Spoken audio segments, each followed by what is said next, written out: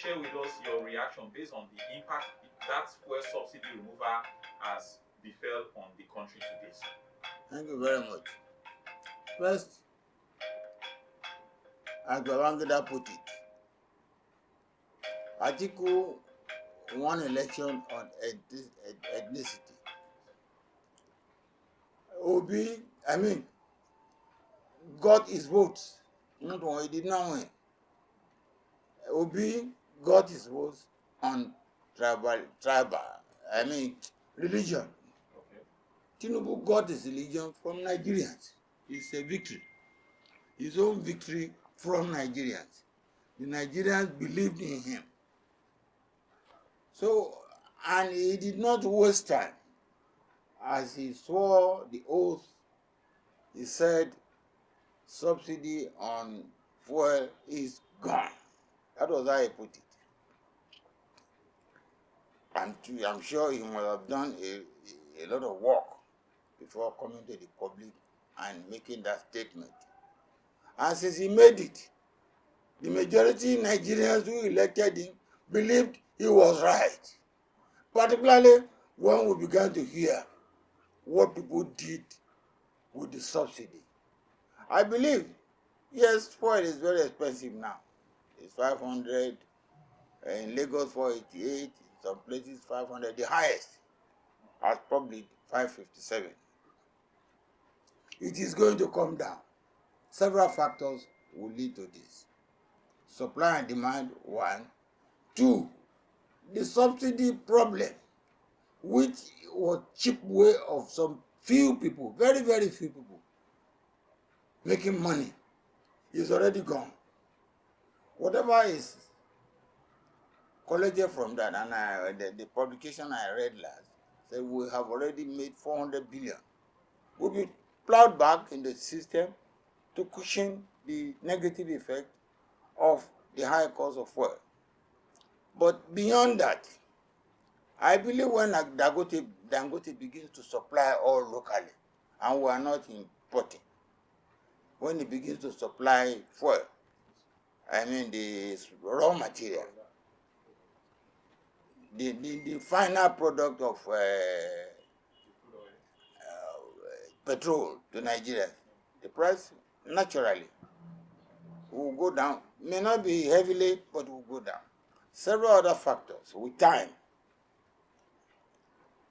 and the planning the regime has, which is not yet made public, the price will go down. And now people have what Tinubu needed. People have given him confidence in him that he will do it right.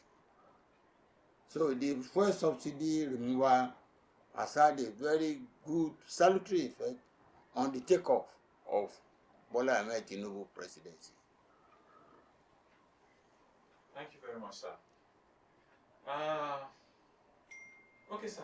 Let's move ahead briefly, sir. Did you see the news that... That is a part of the economy. The second arm of the economy, yes, is the currency swap, the currency change, yes, which Emefiele embarked on. He did not have problem in getting demand out of the scene, because anybody who followed events from January will know that the man has broken faith of the office he held. The ethics of a central banker include not being involved in partisan politics. And then the way he behaved to some of us, I can claim I was a central banker. He has not behaved properly like a central banker. I spent 21 years there. I joined central bank when the white people were in charge, and they trained us for 6 months. The governor then was Roy Fenton. The general manager then was R.C.K. Giddens. that was what year, sir? They are all British, because we were still under British. Wow. 59. I joined January 5, 1959. The deputy governor was from Australia, W.P. Kip.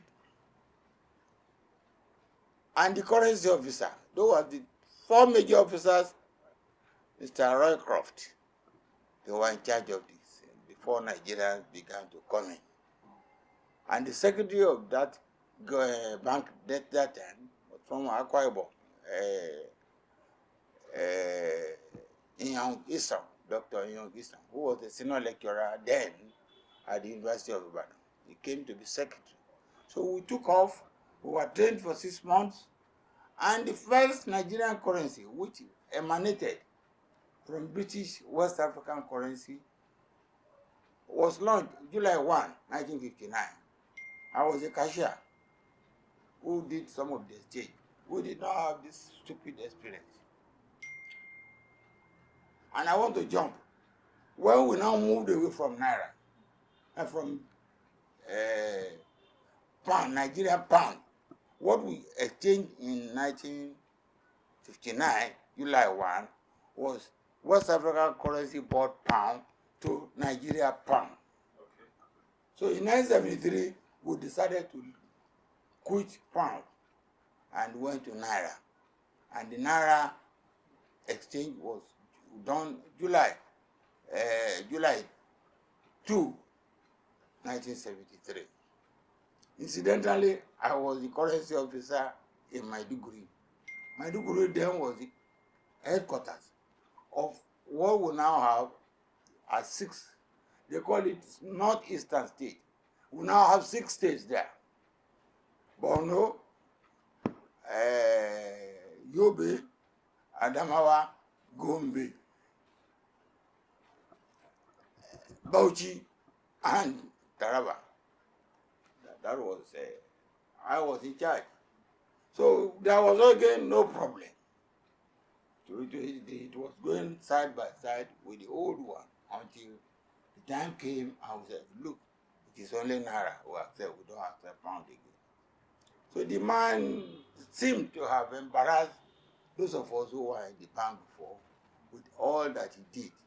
But eventually we were hearing that he had an agenda. Some people wanted him to make it difficult for somebody to win election, particularly Bola Ahmed Tinubu. But thank God, he failed. That was the time he told us the old currency he withdrew had been destroyed. Up till now, I think they have not printed new ones, so we're still getting the old currency as meat. The man has deceived this country enough. The FCC should be, or DSS, either of them, should be fast enough to arraign him before the court for sabotage. To me, he committed an act of sabotage, which brought imaginable problem and suffering. Some people died as a result of it. Thank God it's off, but he came, he has gone. Acting governor is there now. I believe work is going on. By the time the administration of Bola Ahmed Tinubu finishes the plan they have, we are going to enjoy. Unfortunately, the the Supreme Court has extended the validity of the old notes till December 31 this year. That's a long time. And I believe this government, a serious-minded government, will be able to plan to meet the needs of the people. Thank you very much, sir. That's the second aspect of what he did on the economy. The second issue he took is defense.